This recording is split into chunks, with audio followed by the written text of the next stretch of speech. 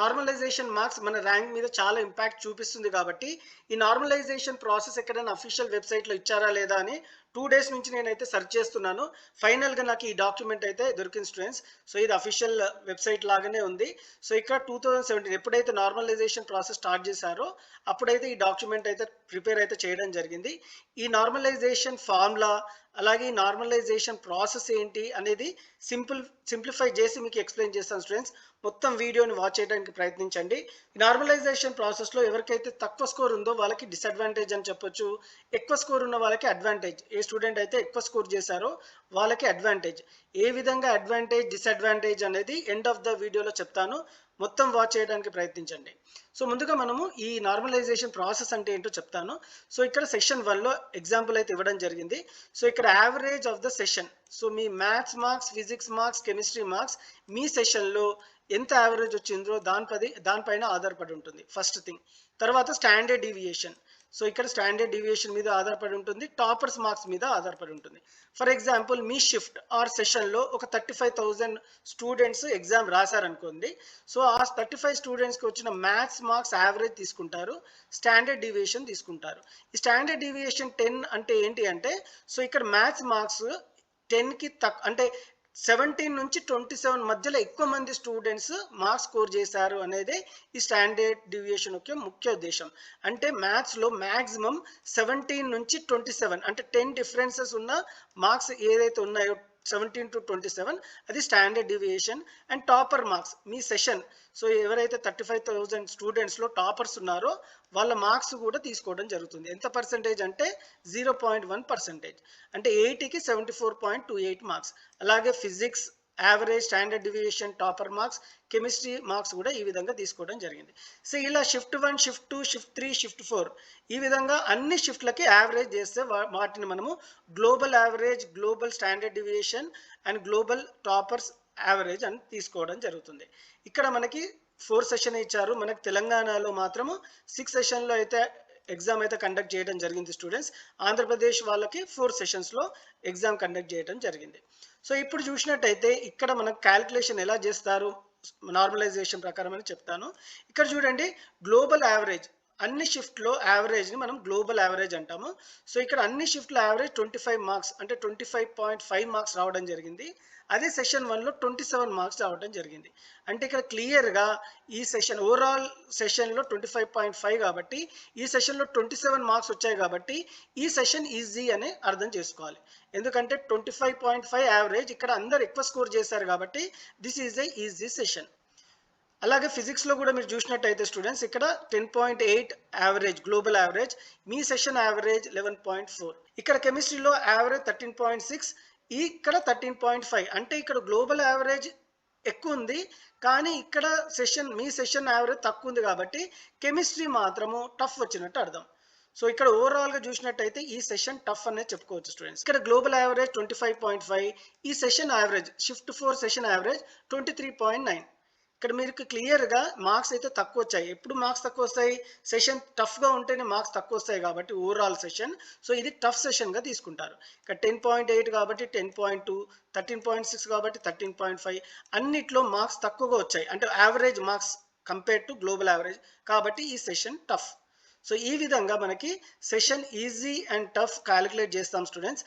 ఇక్కడ నేను marks versus normalised marks ఇంతకుముందు తీసుకున్న ఎగ్జాంపుల్ ప్రకారం గవర్నమెంట్ వాళ్ళు అనాలిసిస్ ఏ విధంగా ఇచ్చారో దాని ప్రకారం తీసుకుంటున్నాను. ఇక్కడ చూడండి, ఒకవేళ మ్యాథ్స్, ఫిజిక్స్, కెమిస్ట్రీలో నార్మలైజ్డ్ ఫార్ములా అప్లై చేశాక టోటల్ మార్క్స్కి 8కి అయితే సో ఇక్కడ షిఫ్ట్ ఈజీ షిఫ్ట్ ఉన్న వాళ్ళకి 0.451 మార్క్స్ రావడం జరిగింది. ఒకవేళ మీ మార్క్స్ 8 వస్తే యాక్చువల్లీ మీ నార్మలైజ్డ్ మార్క్స్ 0.45 అంటే మీకు హాఫ్ మార్క్ కూడా రాలేదు. ఒకవేళ మీ షిఫ్ట్ ఈజీగా ఉండి ఇంతకుముందు డిఫరెన్స్ ఏదైతే చేసామో global average and me shift average, so ఇక్కడ మీకు డిఫరెన్స్ మాత్రం చాలా హ్యూజ్గా ఉంది స్టూడెంట్స్.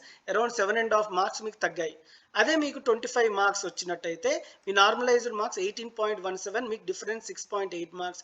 అదే మీకు 40 మార్క్స్ వస్తే మీ నార్మలైజ్డ్ మార్క్స్ 34.6, 5.4 మార్క్స్ తగ్గుతున్నాయి. 45 మార్క్స్ వస్తే 40 వచ్చినట్టు.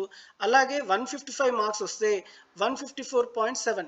ఇక్కడ మీరు చూసినట్టయితే స్టూడెంట్స్ 155కి 154.7కి ఎలాంటి డిఫరెన్స్ అయితే లేదు, ఆల్మోస్ట్ సేమ్. ఇంత ఈజీ షిఫ్ట్ వచ్చినా వీళ్ళకి మార్క్స్ అయితే తగ్గట్లేదు.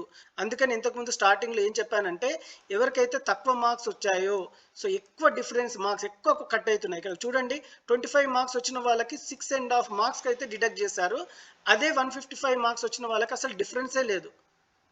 So this is what the normalisation actually implementation students. So ఇక్కడ దాకా మీరు చూస్తున్నట్టంటే మీరు అర్థమయ్యే ఉంటుంది. Please give a like and share with your friends. అందరికీ 45 రావాలి ఈజీ షిఫ్ట్లో, ఎందుకంటే ఈజీ కాబట్టి. సో మీకు 45 42 వచ్చినా మీరు క్వాలిఫై అయిపోతారు స్టూడెంట్స్. కానీ డిఫరెన్స్ మాత్రం ఎక్కువ కట్ అయ్యే అవకాశాలు ఉన్నాయి. ఎందుకు sir? That is what the normalisation formula and easy shift can do for your marks. అదే 60 మార్క్స్ వస్తే కొంచెం డిఫరెన్స్ అయితే తగ్గుతూ వస్తుంది. 60 ఉన్న వాళ్ళకి రేంజ్ అరౌండ్ 4 మార్క్సే తగ్గుతుంది. 70 ఉన్న వాళ్ళకి అరౌండ్ 3.1, 80 మార్క్స్ వచ్చిన వాళ్ళకి డిఫరెన్స్ తక్కువ వస్తుంది. ఇంకా ఎక్కువ పెరిగే కొద్దీ డిఫరెన్స్ అయితే చాలా తగ్గుతూ వస్తుంది. So this is the easy shift example. So ఇక్కడ ఇంతకుముందు చూసినట్టయితే global marks difference and shift 1 marks difference ఎక్కువ ఉన్నాయి. ఇక్కడ చూడండి 25.5, ఇక్కడ 27 మార్క్స్ ఇక్కడ మ్యాథ్స్లో వచ్చినాయి. ఎక్కువ డిఫరెన్స్ ఉంది కాబట్టి నేను ఇంకొక ఎగ్జాంపుల్, మరీ ఎక్కువ ఈజీగా ఏ షిఫ్ట్ రాలేదు కాబట్టి, ఈజీ టు మోడరేట్ ఉంది కాబట్టి తక్కువ డిఫరెన్స్ వచ్చే సెషన్ కూడా తీసుకున్నాను. అందులో మార్క్స్ ఏ విధంగా వ్యారీ అవుతాయి అనేది చూద్దాం. ఒకవేళ ఏ స్టూడెంట్కైనా జీరో, అన్నిట్లో జీరో ఇంపాసిబుల్, కానీ తీసుకుంటే వాళ్ళ మార్క్స్ ఓన్లీ -3.8 తగ్గుతున్నాయి. సో 16 వస్తే 12.4, 3.6 difference. This is easy shift. కాకపోతే the difference between global average and shift average చాలా తక్కువ ఉంటే సో తగ్గుతున్నాయి, మార్క్స్ తక్కువ తగ్గుతున్నాయి ఇంతకుముందు కంపేర్ చేస్తే. 45 మార్క్స్ వచ్చిన వాళ్ళకి 41.9 అంటే అరౌండ్ 3 మార్క్స్ తగ్గుతున్నాయి. 50 మార్క్స్ వచ్చిన వాళ్ళకి అరౌండ్ 3, 60 మార్క్స్ వచ్చిన వాళ్ళకి అరౌండ్ 2 మార్క్స్. ఈ విధంగా మార్క్స్ అయితే తగ్గుతూ ఉన్నాయి students even moving from 45 to 150. 150 marks అయితే ఆల్మోస్ట్ అసలు ఏం ఇంపాక్ట్ అయితే ఉండదు. సో ఇప్పుడు టఫ్ షిఫ్ట్ వస్తే మీ మార్క్స్ ఏ విధంగా వ్యారీ అవుతాయి బేస్డ్ ఆన్ గవర్నమెంట్ ఎగ్జాంపుల్ అనేది చెప్తాను. ఇంతకుముందు చెప్పినట్టు టఫ్ షిఫ్ట్ అయితే గ్లోబల్ యావరేజ్ కంటే మీ సెషన్ ఆర్ షిఫ్ట్ యావరేజ్ తక్కువ మార్క్స్ వస్తే అది టఫ్ షిఫ్ట్ అని అర్థం చేసుకోవాలి, ఇండివిజువల్ సబ్జెక్ట్ బట్టి. సో ఇక్కడ స్లైట్లీ టఫ్ షిఫ్ట్ వస్తే మీ మార్క్స్ ఏ విధంగా వ్యారీ అవుతాయి అనేది సో ఇంతకుముందు ఎగ్జాంపుల్ లాగా తీసుకొని, ఈ సెషన్ వైజ్ ఎగ్జాంపుల్ తీసుకొని మీకు వివరిస్తాను స్టూడెంట్స్. ఇక్కడ మీరు చూసినట్టయితే 40 మార్క్స్ వస్తే, ఒకవేళ మీకు 40 మార్క్స్ వచ్చి ఒకవేళ మీ సెషన్ మోడరేట్ టు టఫ్ ఉంటే, చాలా మంది సెషన్స్ ఈసారి మోడరేట్ టు టఫ్ ఉన్నాయి కాబట్టి మీ మార్క్స్ 42.1 అంటే అరౌండ్ 2 మార్క్స్ పెరిగే అవకాశాలు ఉన్నాయి if your shift is slightly టఫర్. So 45 marks వస్తే 47.3 మార్క్స్. 50 వస్తే ఇక్కడ మీరు చూడండి డిఫరెన్స్ పెరుగుతుంది, 52.5 మార్క్స్. 55 అయితే 57.7 మార్క్స్ అంటే అరౌండ్ 2.7 మార్క్స్ పెరుగుతున్నాయి.